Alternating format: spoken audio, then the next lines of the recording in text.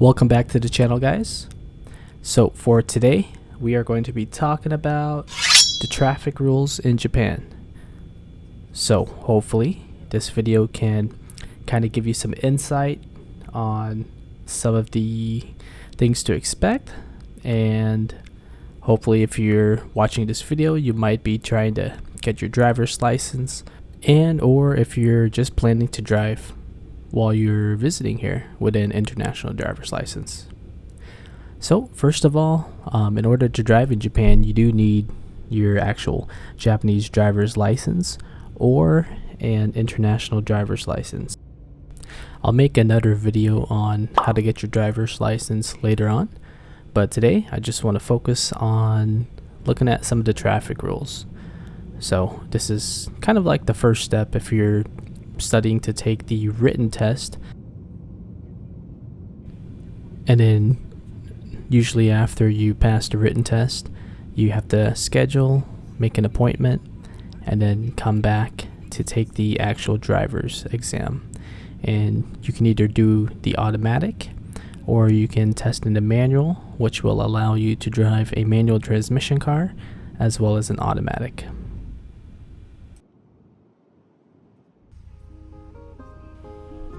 Alright guys, so first of all, first thing you'll notice is you are going to be driving on the left side of the road, and the driver's seat, and most cars are going to be right-hand drive. There are some left-hand drive cars as well that you can find. Most of them are European or American cars. If you're driving the manual, it's really not that bad. When I first drove, I was expecting the shifter and the going into first and second to be a little awkward, but after driving for a few hours you get kind of used to it and it's really not that bad. So if you're looking to drive a manual, don't worry about it. Alright, so the first sign we're going to look at here is this one here, and this is basically a sign that says road closed to all vehicles. Alright, so this one here just translates to no overtaking or no passing. And usually if you're on the highway, if you're on the lane, you can kind of just look at the lines on the road. Usually if it's a solid line, just like back home, like what I'm on right now, you cannot pass at all. Alright, and this one translates to tomare, which basically means to stop. Alright, if you see the sign, this basically just means slow down. So just drive a little slower, be more cautious, make sure you're looking left and right, look in your mirrors behind you, especially if you're in Tokyo. There are a lot of pedestrians and bikes around.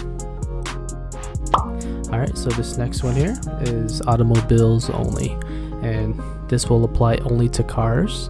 So basically, bikes, walking, or any big trucks are excluded.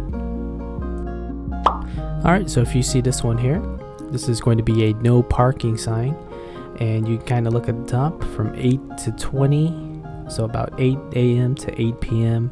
no parking. Alright, and very similar to that first one there, except this one has another line which kind of creates a little X there, and basically this is no parking or stopping. So this would mean pulling off to the side of the road, even if it's an emergency, try to get out of the area before you can stop. Alright, this one's going to be your basic railway crossing ahead signal or sign.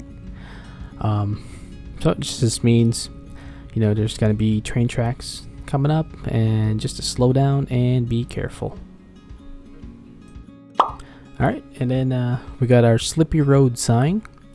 So pretty obvious, you can kind of just look at the picture. I believe the sign looks almost identical to the ones back in America. Alright, so this sign right here is going to be road closed.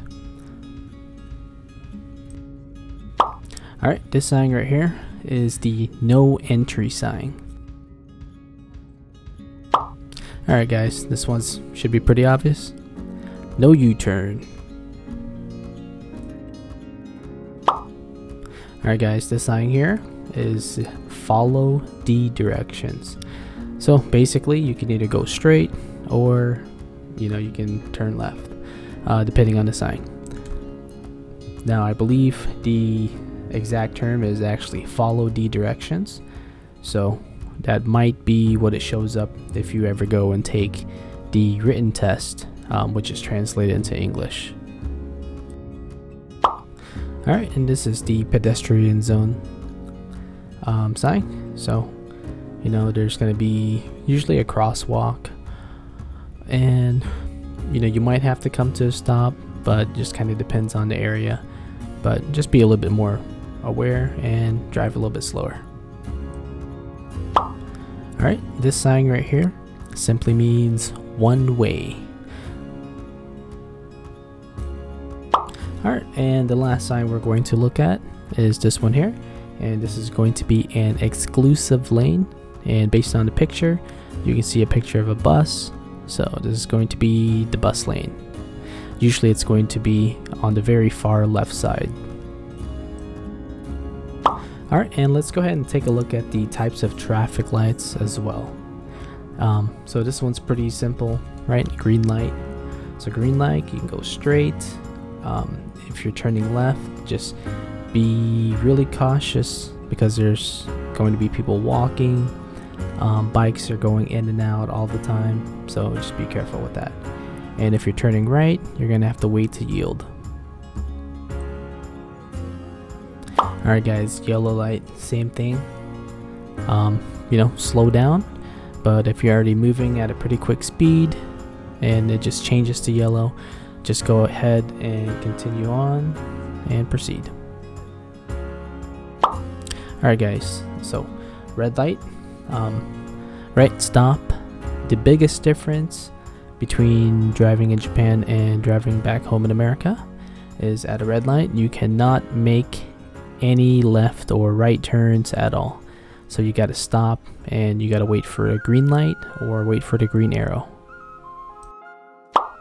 Alright, so you'll come up on a sign like this sometimes, and basically, yeah, it's for right turns.